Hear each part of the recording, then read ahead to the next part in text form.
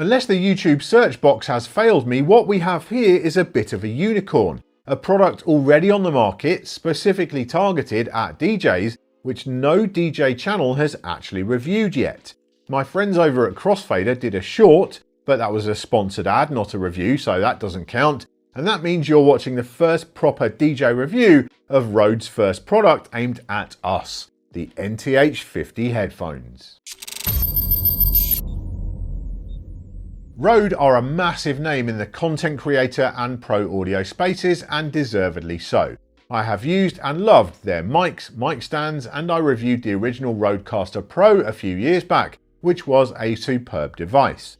Lots of their gear crosses over into the DJ world, especially with live streaming being such a big thing today, but they've never marketed a product to us directly before.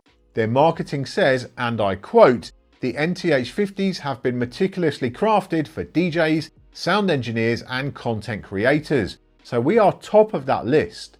As such, I'm judging these by the same standards as I would any other DJ headphones. Hi RØDE, you're in my world now." The first thing to note is that the NTH-50s are pretty affordable.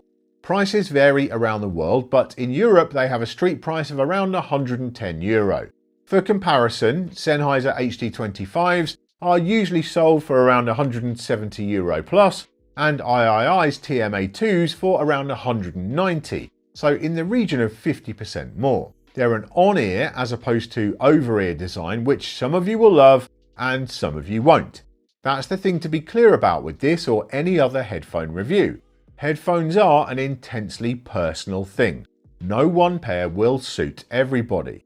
I remember the first time a manufacturer got really miffed at me about one of my reviews was with the V-Moda M100s, which were, as I said, really great headphones, but they just didn't fit me. So with that in mind, I've taken the NTH-50s out to 4 gigs with me now, and I've also used them in front of my computer for a good few hours. So these are my real world, but personal takeaways. The construction of the NTH-50s is actually really impressive.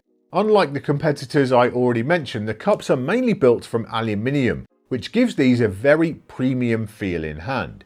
It makes them a few grams heavier accordingly, at 220 grams as opposed to under 200, but not excessively so. I used the Pioneer DJ HDJ X10s for years and those are 330 grams. The composite headband feels equally sturdy. I've twisted it back and forth, folded it almost back on itself and it holds up just fine. There are 2 aspects of the way the headband connects to the cups, which I absolutely love. The chunky USB-C style connectors, which are way more solid than those little spade things on HD25s, and the fact that the parts of the cups that interface with the headband as it slides up and down are metal, so those should really last.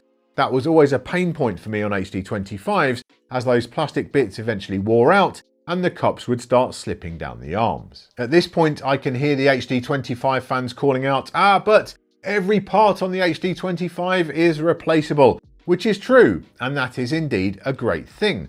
However, that's pretty much the case with the NTH-50s, and RØDE offers something more, a lifetime warranty. I've read through that and my understanding is that, as expected, it doesn't apply to consumables like cables and pads, although those are available as spares, but the actual headphones themselves are guaranteed for life. So here you get a huge amount of modularity, but also a lifetime warranty.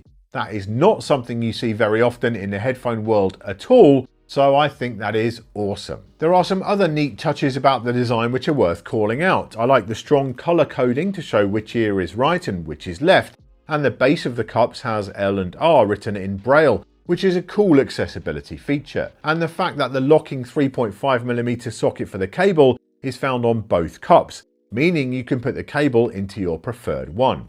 More on that cable later. Also, on the color coding tip, they come with what RØDE call a Colors ID set, basically small color clips which you can mount on each end of the cable to organize and customize your setup. The headphones also arrive with a basic but functional storage bag, not notable but always appreciated. Speaking of storage, the headphones don't fold down in any way, either at the headband or via rotating cups. This makes them a bit more tricky to store in a DJ bag than some other models, but it's by no means unusual. Again, some people will have an issue with that, but I'm fine with it. It's the same setup as with the TMA2s, my most used headphones in recent times. There is enough side-to-side tilt movement on the cups to ensure they sit square on your head here, for the most part. Again, more on that later. Let's talk sound now. The custom engineered 40mm dynamic drivers in the NTH-50s have a fairly balanced profile, not quite as flat I would say as the HD25s, and not as strong on the low end as the TMA2s, falling somewhere in between. The high end is generally quite clear and detailed, and things like snares come through with a suitable level of prominence when mixing. They handle high volumes too. The sound is overall pretty consistent as you crank things up. Overall, I don't feel like they would be my first choice for something studio based, where I would look for something more flat and less brash, but for DJing, the sound profile serves its purpose very well. This brings me to my main issue with the NTH-50s though, and this is where the review has to go entirely subjective. They just don't fit me very well. I have quite a large head, and what I found was that due to the angle of where the cups sit when I'm wearing them on both ears, the bottom of the pads never quite sits tightly against my earlobes, reducing isolation and also washing out the bass quite substantially. RØDE claim that the headphones offer up to 21 decibels of passive noise isolation, which does sound about right, but I only ever got that, ironically, when DJing and wearing the NTH-50s at an angle, listening with just one ear. With both ears on, I can just never quite get that good seal, however much I adjust the headband. I did give them to someone with a smaller head to try, and they didn't suffer that issue in the same way. So I just think perhaps these are better for those with slightly less massive domes. Another subjective topic is comfort, and here I think the NTH-50s are a mixed bag. Despite that lack of good seal for me, I did find the headband to offer a good amount of clamping force without ever being excessive. Enough to hold them tight, but without discomfort. And I like the ergonomic shape of the padding on the headband despite how thin that is. But I do have to say that the ear pads, despite being made of memory foam, are very shallow, with very little distance between the outside of the pad and the body of the cups.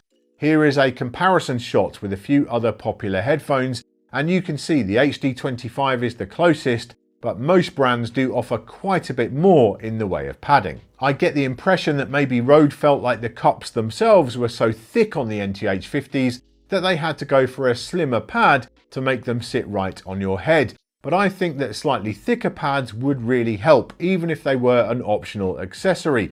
Not only with the sealing issues I had, but also with long-term comfort outside of the DJ booth. Again, for other tasks where I might be sitting around with both ears on for a long time, I would probably choose another pair of headphones. But for DJing, they were comfy enough. The final aspect to discuss is the cable. From an objective point of view, the cable supplied with the NTH-50s is fantastic. It's a 1.7 meter coiled cable, and that's when it's all coiled up, it will actually stretch out way longer. It has chunky 3.5mm connectors at both ends, with the one at the headphone end being a locking one, and there's an adapter for 6.35mm sockets on the other. Subjectively though, I hate coiled cables. So there's that. I won't pretend I've suddenly got into them because I just haven't. For me, it's about the weight distribution and how it feels in the booth with that heavy coiled section hanging down. I just don't get on with it. I will point out, as RØDE have used a 3.5mm rather than 2.5mm locking jack at the cup end, that does also reduce the amount of available alternative cables, so it's not quite that simple to replace it with a straight one. I'm also not a fan of straight as opposed to right angled jacks on the mixer end or controller end either. Whether the headphone socket is on the front or top panel of your gear, I feel that just sticks out a bit too much for my liking. Again though, that is all subjective opinion. So let's bring it back to more objective perspectives to wrap up. What RØDE have done here with their first product aimed at DJs is they've created a pair of headphones which are very well built indeed, with some excellent design touches and which, thanks to their modularity and lifetime warranty, are absolutely made to last. As long as they fit you right, you will get good quality sound, isolation and comfort. And let's not forget that price. They are quite a bit cheaper than the widely used alternatives, and in some respects feel like a much better made product. Here in the UK, the NTH-50s have a price point of around £99, putting them into the sub £100 category.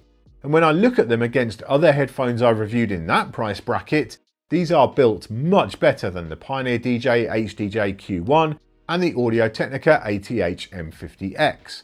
And I think that's the key to this. I'm almost more comfortable comparing these to more expensive models like the TMA2 and HD25, and that says a lot about the value and quality proposition of the RØDEs. Are they the headphones for me? No, they don't fit me quite right, and the coiled cable is a no-no for me. Plus these days I am generally using in-ear monitors or wireless headphones, which of course cost substantially more.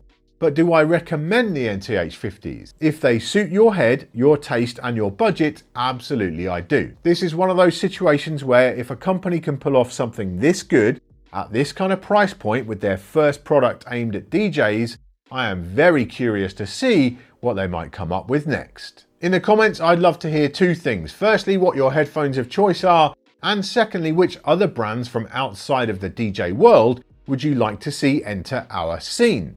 I'm not sure I'd want a walled garden Apple DJ pod, but a DJ specific Valve Steam Deck, that's something I could definitely get behind. Let us know your ideas down below. Thanks for tuning in to this episode of Beatsource Tech. If you liked it, be sure to give us a thumbs up, subscribe and tap the bell so you don't miss any future videos. And hey, if you haven't already, you can try Beatsource for free and join DJcity for just $10. All the links are down in the description. I'll see you next time!